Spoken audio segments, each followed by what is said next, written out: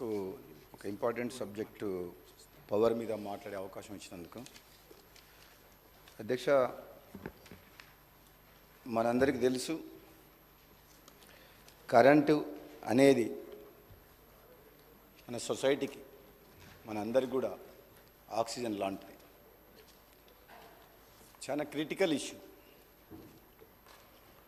అటువంటి ప్రాముఖ్యత ఉన్న పవర్ సెక్టర్ని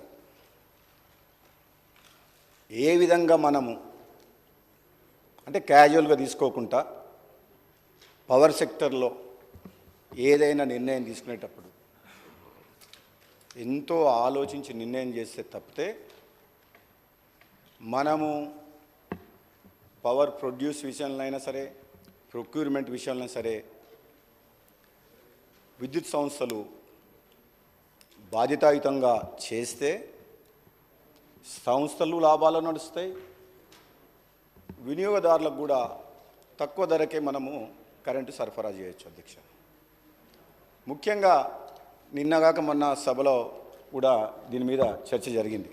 ముఖ్యమంత్రి గారు కూడా చెప్పిండ్రు, గత ప్రభుత్వం 10 ఏళ్ల కాలంలో చేసిన నిర్వాహకం వల్ల ఏ విధంగా అయింది అని కూడా చెప్పిండ్రు. కానీ వాళ్ళకి నచ్చట్లేదు. అయినా నేను కాంట్రవర్సీ వాళ్ళని విమర్శించాలని చెప్పేసి నాకు ఆ ఉద్దేశం లేదు. కానీ కొన్ని వాళ్ళు నిర్లక్ష్యంగా బాధ్యతారహితంగా తీసుకున్న నిర్ణయాల వల్ల ఈరోజు పవర్ సెక్టర్ అంతా డోల్ డ్రమ్స్లో అయిపోయింది. అది మనం ఫస్ట్ అసెంబ్లీ సెషన్లో కూడా శ్వేతపత్రం ప్రభుత్వం పవర్ మీద బాగా క్లారిటీ ఇచ్చింది, ఇరిగేషన్ ప్రాజెక్ట్స్తో పాటు. అధ్యక్ష, పదే వాళ్ళు చెప్తుండ్రు రైతులకు మేము ఉచిత కరెంట్ ఇచ్చినామని చెప్పేసి. రైతులకు ఉచిత కరెంట్ అనే కాన్సెప్టు ఇంట్రడ్యూస్ చేసింది ఆనాటి కాంగ్రెస్ ప్రభుత్వం. వైఎస్ రాజశేఖర రెడ్డి గారు గ్రేట్ లీడరు. రైతుల మీద భారం పడకుండా వ్యవసాయ రంగాన్ని కాపాడాలనే ఉద్దేశంతో ఎంతో ఆలోచన చేసి మొదలుపెట్టింది ఆనాడు. దాన్ని దృష్టిలో పెట్టుకొని ఆనాడు అప్పటి ప్రభుత్వాలు, ప్రతిపక్షాలు దుమ్మెత్తిపోసినాయి, ఇవ్వలేరు అని చెప్పి. 100% రైతులకు ఉచిత కరెంట్ ఇచ్చి ఇది రైతుల పక్షపాత ప్రభుత్వము, ఇది కాంగ్రెస్ పార్టీ రైతుల కోసం పనిచేస్తుందని చెప్పి నిరూపించుకున్న ప్రభుత్వం ఆ రోజు. ఆనాటి ప్రభుత్వం రాబోయే రోజులను దృష్టిలో పెట్టుకొని రైతులకు ఉచిత కరెంట్ ఇవ్వాలంటే రాబోయే రోజుల్లో డిమాండ్ని దృష్టిలో పెట్టుకొని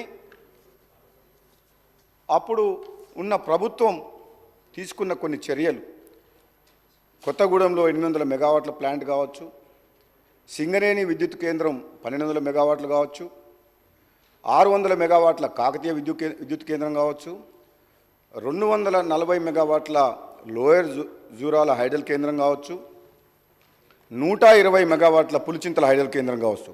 ఆనాడు ప్రణాళికలు రచించి అప్పుడు మొదలుపెట్టిన ప్రాజెక్టులు. మొత్తం తెలంగాణ ఏర్పడే నాటికే 2960 మెగావాట్ల విద్యుత్ ఉత్పత్తికి అవసరమైన పనులు అప్పుడే స్టార్ట్ చేశారు. అధ్యక్ష,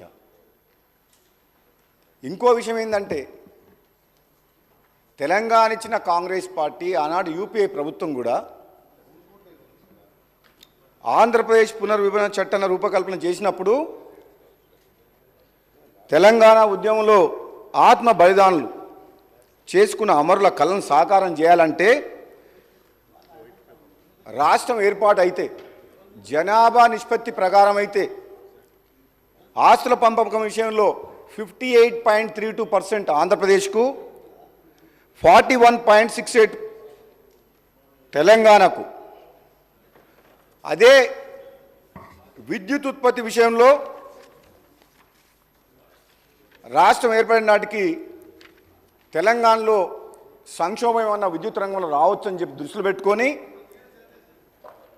53.89 తెలంగాణ రాష్ట్రానికి విద్యుత్ విభజన చట్టంలో న్యాయం జరగాలని చెప్పి చేయడం జరిగింది. అధ్యక్ష, ఆ చర్యల వల్ల యూపీఏ ప్రభుత్వం పునర్విభజన చట్టంలో ప్రత్యేకంగా విద్యుత్ రంగంలో మనం తెలంగాణకు అన్యాయం జరగొద్దని చెప్పి జనాభా నిష్పత్తిని కాకుండా ప్రత్యేకంగా విద్యుత్ రంగాన్ని దృష్టిలో పెట్టుకొని ఆనాడు తీసుకున్న చర్యల వల్ల 1800 మెగావాట్ల కరెంటు అదనంగా మనకు తెలంగాణ రాష్ట్రానికి వచ్చింది అధ్యక్ష. మరి ఇవన్నీ ఎంతో సెన్సిటివ్ ఇష్యూస్, ఎంత జాగ్రత్తగా తీసుకోవాల్సిన నిర్ణయాలు కాబట్టి ఆనాడు కాంగ్రెస్ ప్రభుత్వం అయినా యూపీఏ ప్రభుత్వం అయినా ముందు చూపుతోటి ఈ రైతుల ప్రయోజనాలను దృష్టిలో పెట్టుకొని నిర్ణయాలు తీసుకొని ముందుకు పోయింది అధ్యక్ష. ఈ తెలంగాణ రాష్ట్రంలో రైతులకు కరెంటు కష్టాలు లేకుండా కాపాడేందుకు ఆలోచన చేసిన విషయం అధ్యక్ష. అటువంటిది ఈరోజు అధ్యక్ష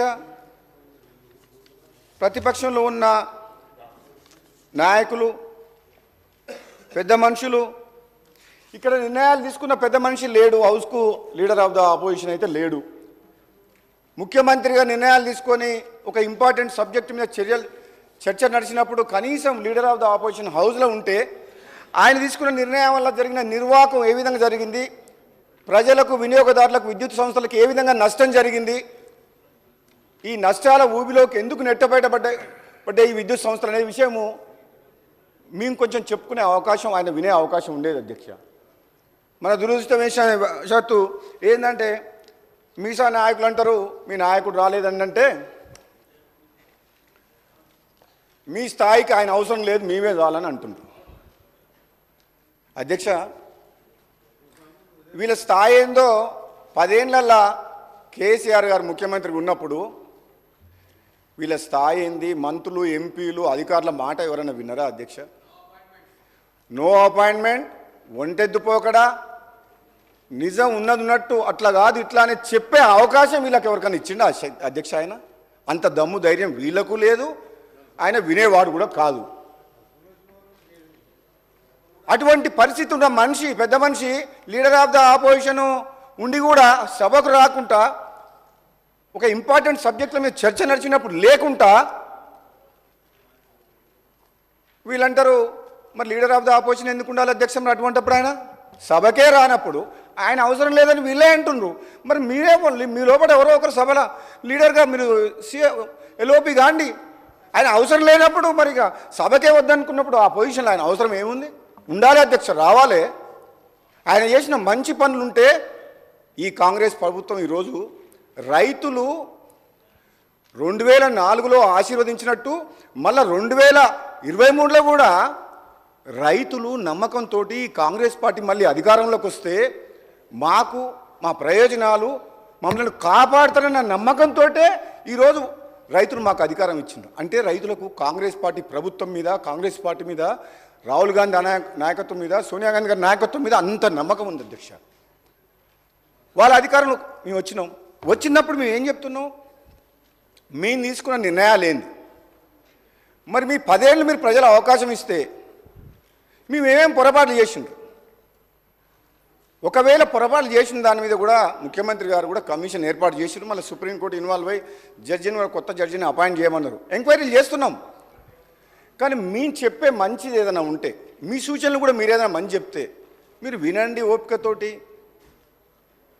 సమర్థించండి, సపోర్ట్ చేయండి. యాజ్ ఏ అపోజిషన్గా ప్రజలకు మేలు చేసే విషయంలో, కరెంటు విషయంలో, ఇటు విద్యుత్ అనేది డొమెస్టిక్ కావచ్చు, ఇండస్ట్రియల్ కావచ్చు, కమర్షియల్ కావచ్చు, అగ్రికల్చర్ కావచ్చు, 4 సెక్టార్లని కాపాడాల్సిన